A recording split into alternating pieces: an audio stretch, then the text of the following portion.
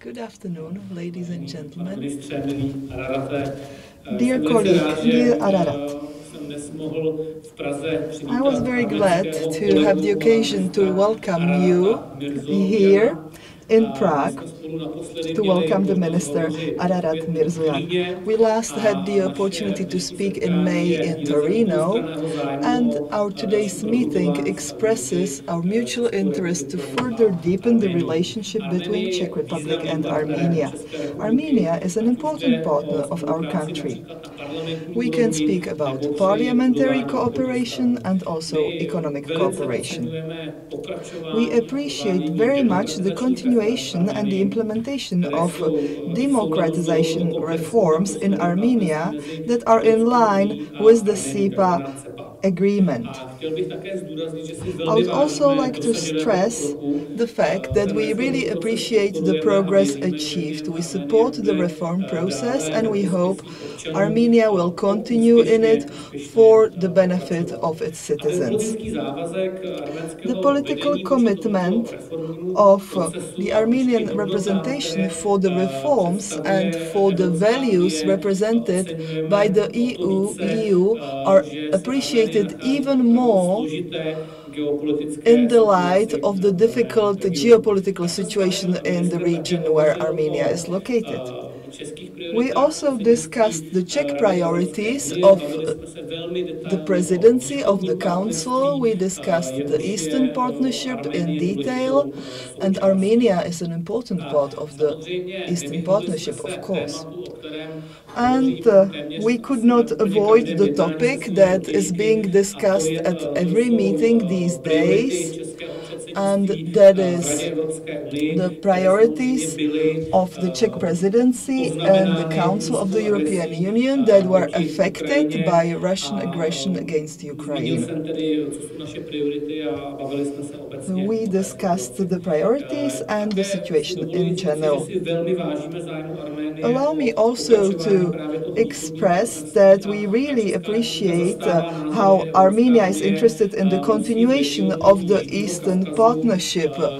The Czech Republic is persuaded that the EU must still be active in the region of Southern Caucasus. We also support more engagement of the EU, more participation in the mediation of the conflict in the region of the Southern Caucasus, because the Czech Republic wants to see this region as to be stable, prosperous, with a sustainable peace and normalized relationships in the area. I understand that these are difficult topics and it's not easy to find solutions and answers for them. I also really appreciate the efforts of Armenia and Turkey to work on normalizing their mutual relations. That was the main content of our meeting today. Thank you. Now, Minister Mիրзոյանի, please. So, dear Minister, dear colleagues, ladies and gentlemen, firstly, I would like to thank my colleague Yan Lipavsky for the very warm welcome. I would also like to seize the opportunity to congratulate the Czech Republic on the successful launch of its presidency in the Council of the European Union.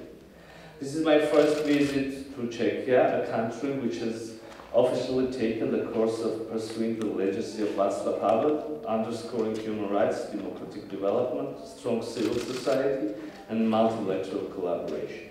Currently, the government of Armenia is implementing its ambitious agenda of democratic reforms and transformations. Czechia is our reliable partner in this regard. We highly value our relations with Czechia based on shared values and historical friendship, and are keen to promote the Armenian-Czech political dialogue and interstate relations to a qualitatively new level, including through high-level reciprocal visits, regular consultations between our foreign affairs ministries, and active interparliamentary engagement. During our discussions, my colleague and I agreed to put our utmost efforts towards the utilization of the potential in the spheres of economy, trade and investment, as well as fostering intercultural exchanges and people-to-people contacts. Armenia and Czechia have mutually beneficial cooperation also within multilateral formats, including UN, OSCE, Council of Europe. This is extensively complemented by the Armenia-EU cooperation with its milestone agreement, the Comprehensive and Enhanced Partnership Agreement. We highly value the active role of the Czech Republic in promoting the framework of the Eastern Partnership and stand ready to join efforts in maintaining this cooperation platform in the spirit of mutual understanding, inclusiveness, and merit-based approach. Dear friends, today we also extensively discussed the issues of regional international security, referred to the Nagorno-Karabakh conflict and the situation resulting from the 44-day war unleashed against the people of Nagorno-Karabakh.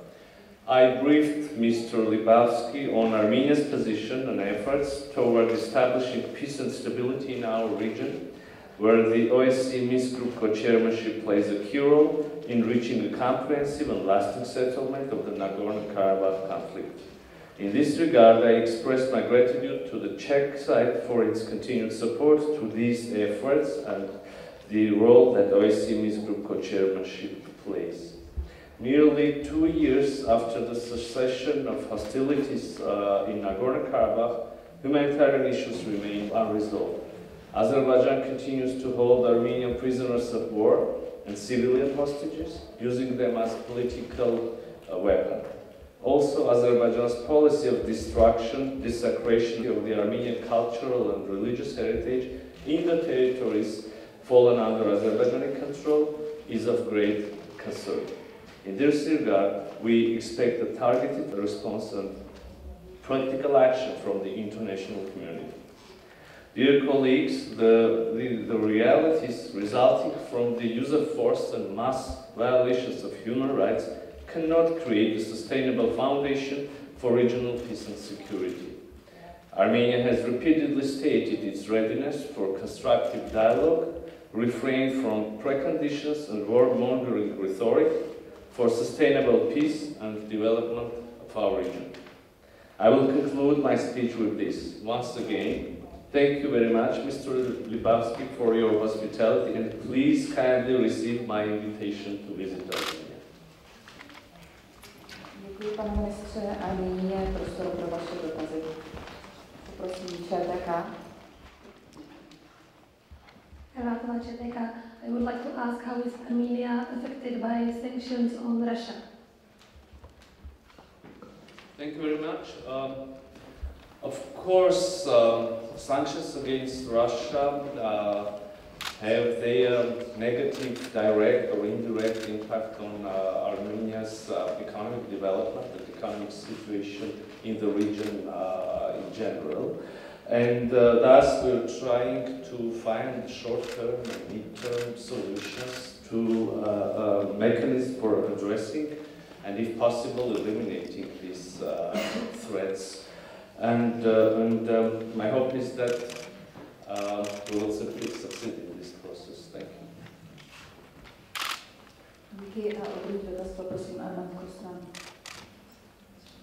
Thank you. I will read the question sent to us by the Army Press News Agency. It's to the Minister Lipavsky. So, Mr. Minister, since the 44-day war in 2020, Azerbaijan has been unlawfully holding 38 Armenian prisoners of war and civilian hostages, while the fate of many enforced disappearances remains unknown. Numerous international organizations and countries, including the Foreign Affairs Committee of Chamber of Deputies of Czech Parliament, in its resolutions have called upon Azerbaijan to free Armenian POWs. What Czechia, as a country which promotes human rights and humanitarian values, is doing to facilitate the process of freeing the Armenian prisoners of war? Thank you. Děkuji za otázku. Thank you. During any meeting, bilateral or multilateral, we stress that international humanitarian law and the Geneva Conventions must be respected. The Czech Republic strictly respects them, and we expect this from other countries as well. Speaking about the issue you mentioned in particular, the Czech Republic supports the mediation efforts of Charles Michel in resolution of the conflict, and I think his role is crucial. Thank you very much. Thank you all for coming. Have a nice rest of the day. Thank you. Goodbye.